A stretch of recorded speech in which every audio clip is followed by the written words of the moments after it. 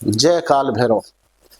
आप लोग शायद कुछ दिन इंतजार किए होंगे क्योंकि मैं बाहर यात्राओं पे था। अब मैं फिर आगे बढ़ाता हूँ अपनी बातें और संभव तो प्रयास ये करूँगा कि हमारे बातें, हमारी कहे हुए मुहूर्त या हमारी कही हुई बातें आपके काम आए। यही मेरी प्रसन्नता होगी, आपका भला हो किसी भी तरह।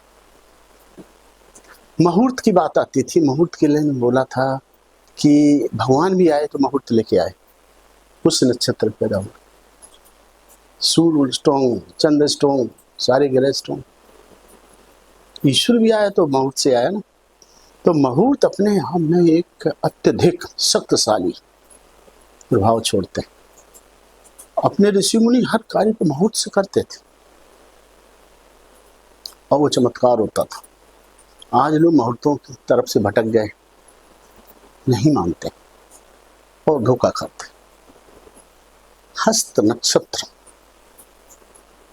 रवि हस्त हो जाए, मंगल हस्त नक्षत्र हो जाए, बुध हस्त हो जाए, ये अपने आप में प्रकट नक्षत्र बना देते। एक अबूझ मुहूर्त पड़ता है जिसको पूछना ही नहीं पड़ता है और सारे कार्यों सिद्ध करता है। उसको अक्षय तृतीया बोलते हैं। वो क्यों? नया चांद, सूर्य भी उच्च, चंद्र भी उच्च, रोहिणी का चांद होता है अक्षय तृतीया और सूर्य स्ट्रॉन्ग होता है मेष पर, मेष और वृक्ष पर।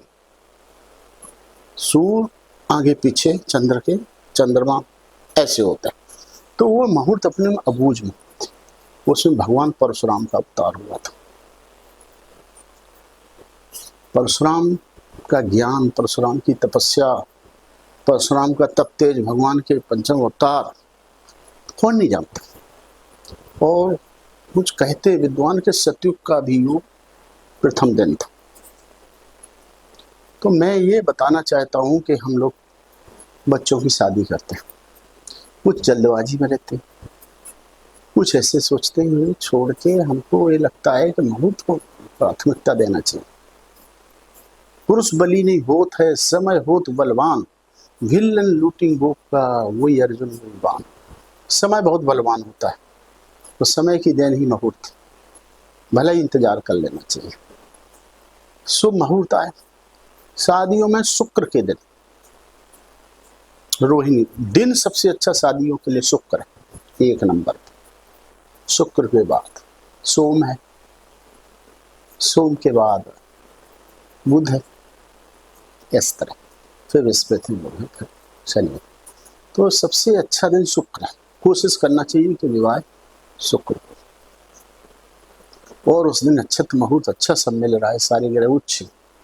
विवाह में ये सबसे ज्यादा देखना चाहिए कि विवाह के समय सुख अस्त न हो, नहीं तो सुख का अस्त है सीधा सीधा। तो ये सब समझ के चलना चाहिए।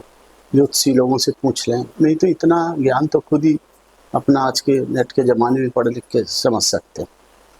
विद्या का मुहूर्त, आरंभ का मुहूर्त, बच्चे के पैदा होने का मुहूर्त तो बहुत ही विकट होता है, क्यों वो मुहूर्त तो जीवन भर को लिख जाता है, उसी पे कुंडली आधारित होती है। तो आज की दुनिया में ये मुहूर्तों को भी थोड़ा, बच्चे के पैदा होने का मुहूर्त भी थोड़ा सा सुधार कर सकते हैं। कई जगह ऑपरेशन होते, थोड़ा बहुत टाला जा सकता है, आगे पीछे मुहूर्त देख तो शायद बहुत अच्छा हो जाए। और मुहूर्त के बगैर किया हुआ कार्य नहीं जमता है। यात्राओं के मुहूर्त होते हैं, लोग यात्रा को फटाफट लिए निकल पड़े, बगैर सोचे समझे, धोखा खा जाते। एक यात्रा ऐसी होती है कि वो यात्रा तुम्हारा जीवन बना देती, और एक यात्रा से जीवन नरक भी कर देती। यात्राओं को देख के, मुहूर्तों को देख के, जैसे जो ऋषि मुनियों ने कहा, सोम शनिचर पूर्व न चालू, मंगल बुध उत्तर दिश कालू, वेफ है दक्षिण करे बयान, फिर नहीं समझो तीकर आना। ये क्यों लिख गए विद्वान लोग? विरोधी असर पड़ता है ग्रहों का, विरोधी होता है। जैसे शुक्र पश्चिम विरोधी होता है। इन चीजों का ध्यान रख के चलते हैं तो बहुत अच्छा होता है। काल भी नहीं तुम्हारा कुछ बिगाड़ सकता है, यदि तुम बगल से निकल गए और सीधा टकराओगे तो कष्ट तो हो गई। यात्राओं का मुहूर्त रखना चाहिए। और सबसे बड़ी एक चीज और बता रहा हूँ कि एक मुहूर्त में जो हम पूजा करते हैं, ध्यान करते, मंत्र करते, इसका भी अपने मुहूर्त का बड़ा शक्तिशाली होता है। यदि हम बेमुहूर्त पूजा करते, बेसमय पूजा करते, तो कुछ समय के नहीं फूल भवानी, कुछ समय के फूल भी शोभा नहीं देते, समय के देते, जैसे फाल्गुन, तो ऐसे होता है।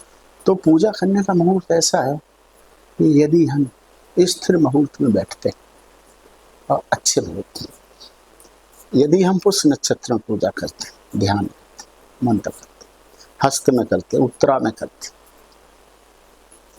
और दिन भी अच्छा हो, पुष्य में बृहस्पति का दिन, रवि का दिन हो, पुष्य रवि योग, पुष्यावती रवि बहुत मायने रखता। तो इन में करते तो हमें पूजा का फल दुगुना तिगुना नहीं, चौगुना 10 गुना मिलता। परमहंस से सीखो, परमहंस कभी करते थे तो 24 घंटा पूजा करते, क्या माता उनको, कभी नहीं करते तो 6-6 दिन नहीं करते, मुहूर्त को ध्यान देते थे। यदि तुमने मुहूर्त पे अच्छी पूजा कर ली, यदि तुमने साल भर भी नहीं कर पाई, तो भी वो मुहूर्त आपका पूजा को चैतन्य रखेगा। जय काल में।